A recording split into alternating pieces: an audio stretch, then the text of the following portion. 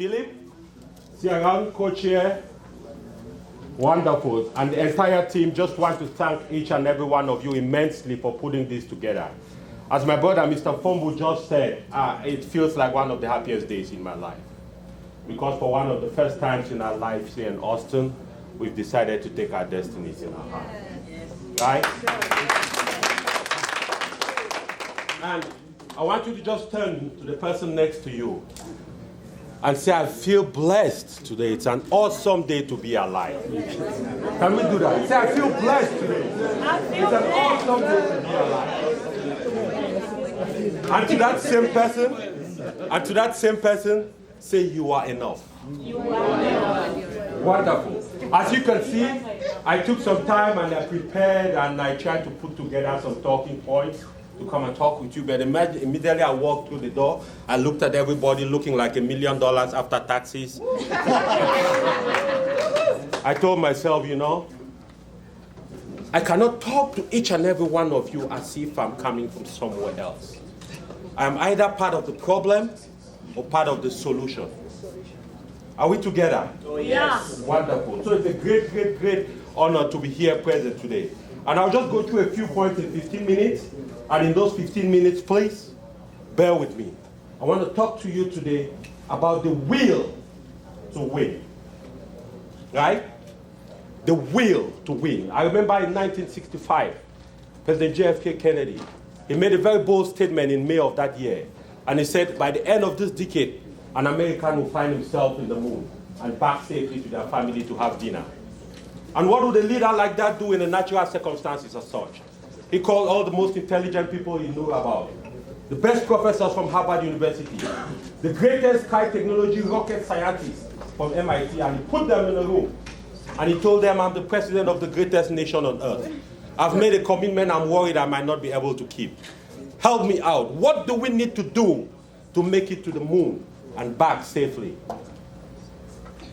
And the chief engineer thought it for a few minutes, and he looked up at him, and he said, Mr. President, the will to win. This is a guy who has double PhD, top of his class in MIT and Harvard, and he didn't talk about fuselages. My friend Fu Pascal is a scientist, he knows what fuselages are. He didn't talk about rockets. He didn't talk about propellers. He talked about the human will to win. And today that is what we are here all about. The will to win. How can we help ourselves through GWB to become winners? I was reading a statistic a few years ago. It says an average dollar in America spends 32 days in the Chinese community. It spends about 42 days in the North Indian community. And in our black community, it spends 6 hours. Hallelujah. So we take it and we give it out. Theo said something a few minutes ago, we almost buy and we're going to buy. Yes. Whether we like it or not, I'll be at the door. 6'4", 260 pounds, don't joke. Are we together? Yes. Yeah. So wonderful. So today, I just want to talk about a few things that are important, I believe. 88% of African-born populations, 25 and older in this country, have a high school diploma. African immigrants obtain a diploma at a rate of 2 times US-born whites and 4 times our brothers and sisters from our continent. 48% of African immigrants hold a college diploma. 20% of all adult African immigrants in the US hold a graduate degree. The question I ask each and every one of you tonight, why aren't we great? Why aren't we significant? What is it that we need to do to make sure we are counted amongst the people who make things happen in this country, because we deserve a piece of the cake in this country, right? And a few things came to mind. The first thing we need to propel ourselves to that level of excellence, we must challenge ourselves to build and bequeath a community legacy. I'm not talking about an individual legacy, because as individuals we are successful at the different things we do. If we came to America at the time most of us were coming, and our dream was maybe make a 6-figure income, buy a home, marry a wife, have kids, buy a beautiful car. God, we've already done it, so what else is there? What else do we need to do? How do we make ourselves significant as a community of people who can be respected and come to at times of need and at times of respect. A few weeks ago, in the Cameroon community, we have something called the Veteran Soccer Tournament. It's a tournament that brings people 35 years and older. And every year in September, what was the Memorial Weekend or Labor Day weekend? In September, the last holiday that passed, Memorial. In Memorial Weekend, every year they come together, 32 teams from different states in America. We were in Houston 2 weeks ago. And that event brought together close to 5,000 people. And the mayor of Houston opened the event and closed the event. And I asked the leaders of the group, I said, you brought together 5,000 Cameroonians and Africans. The mayor of Houston sees the dream. Houston is the 4th largest city in America. The economy of Houston is the 10th largest economy in the world. And this guy walks and comes to open this event and close the event. Does it mean he sees something we don't see? Is that what we're saying? I said, what are we going to do with this mass potential, this mass capability? And I believe very strongly that GWB is building something that is going to get us to that place of significance.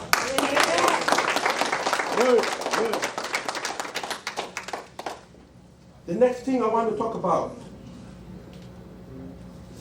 is believing in the possibility of a unified vision. A vision that each and every one of us can believe in. The next point I want to make, very important, is how do we build trust amongst ourselves as a people?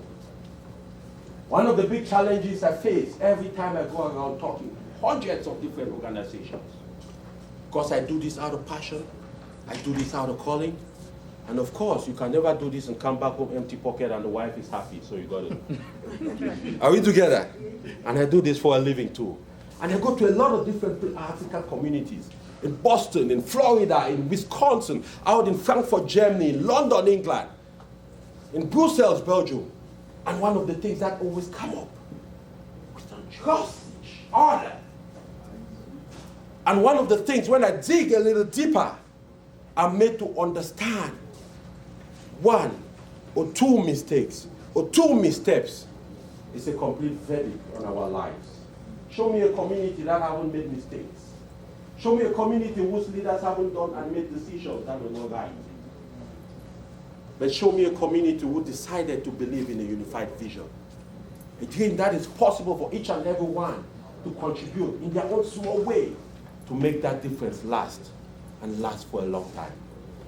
I've lived in the city of Austin. I live in Liberty Hill. But I've lived in the area for 7 years now. I moved in 2014. And the changes that have happened to this city, it's unbelievable. I built a little house out there in Liberty Hill 4 years ago, and it cost me $364,000. And the last 4 months, I've been getting calls non-stop from realtors like Theo trying to buy it for $700,000. And I'm asking myself, what is going on? Do we understand what is happening in this place? Do we know what is going on in this country? I go to bed at night sometimes and I tell God, forgive me, because there's no heaven. This is heaven. There's no country like America. This is the only country where our brothers can come in. Like my brother over there, all the way from Bafokeng in Cameroon. Young boy grew up walking on food, carrying water, no light, no water. And a few years later in this country, he has a trucking business, helping people to become millionaires, and he becoming a millionaire by himself. Amen. There is a reason why America is called a capitalist economy. Under God, yes. But money speaks. Let's not bullshit ourselves. Money works. I remember one time about 10 years ago, I came to America in the year 2000. I became a nurse. 7 years later, I decided to go down to the University of California in Berkeley. And I did a program in business. Immediately I finished, 2 days later, I went back to Africa to do business. Cameroon, Nigeria, Congo, 3 years. Things didn't work out as I wished. I was broke. I was beaten. I was angry. I landed back at the airport with $600 in my pocket. And the immigration officer looked at my passport and my green card and told me I overstayed my green card. I have to pay $677 for penalty. I had to call my wife to leave the car outside and find a way to come in with $70 to add on the $600. Right? And I got back And I got exposed to the IT industry, and that's where I started. And it gave me a chance to be able to explore my other potential, which involves speaking to you today. But the one thing I learned during that process is that when it's possible, but most importantly, when you believe that it's possible, it's going to happen.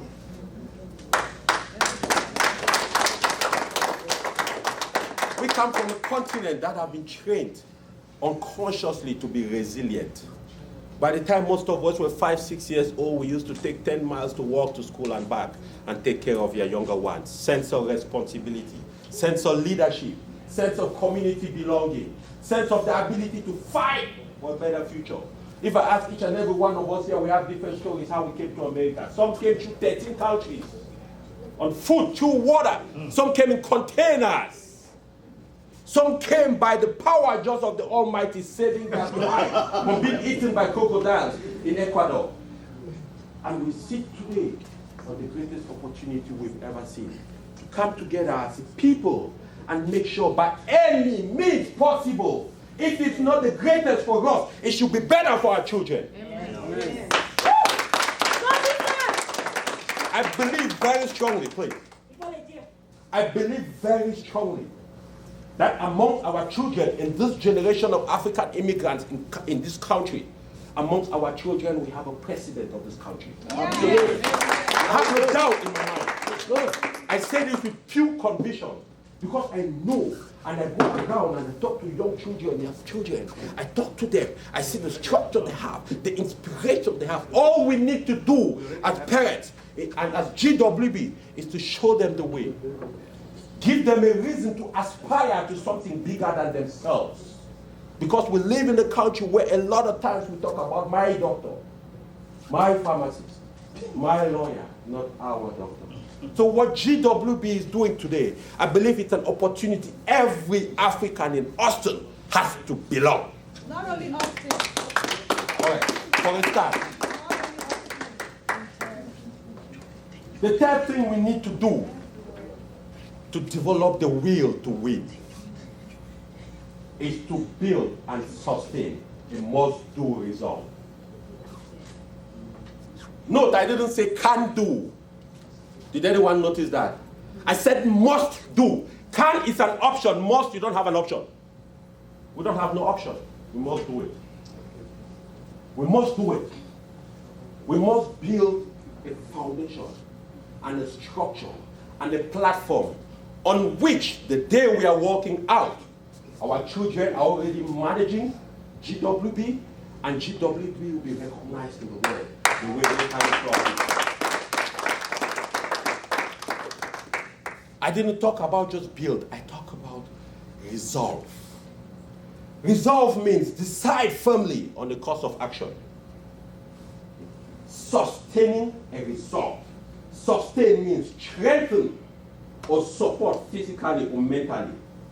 Sustain can also mean undergo suffering. Nobody says it's going to be easy to build trust. Nobody says it's going to be easy to rally ourselves under the same vision. But all I'm here to say, with my bald head, 6'4", 260 pounds, born in the northwestern region of Cameroon in a little town called Bamenda, is that it's possible. We must develop the will to win. Ladies and gentlemen, I will close with a very, very simple story for you.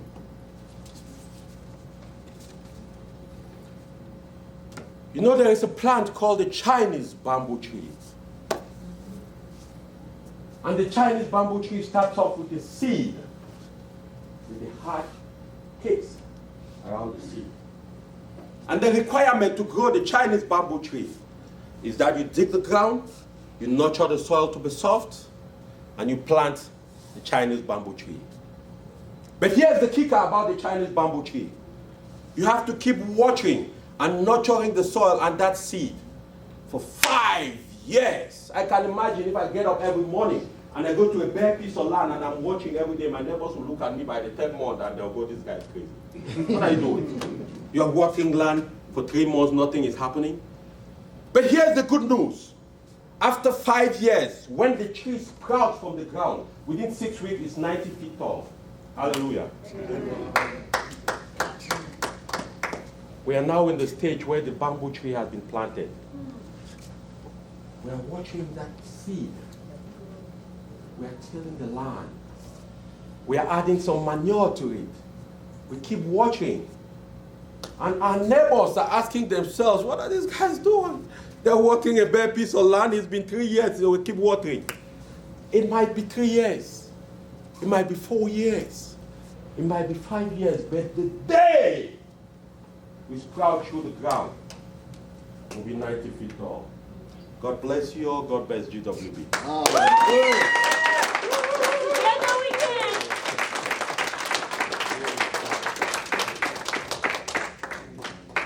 Wow, that was inspiring. Man, I want to be, when I grow up, to be like Gustav, to be able to speak with wisdom and confidence. So we're very grateful for you, Gustav. Thank you so much for sharing your integrity and your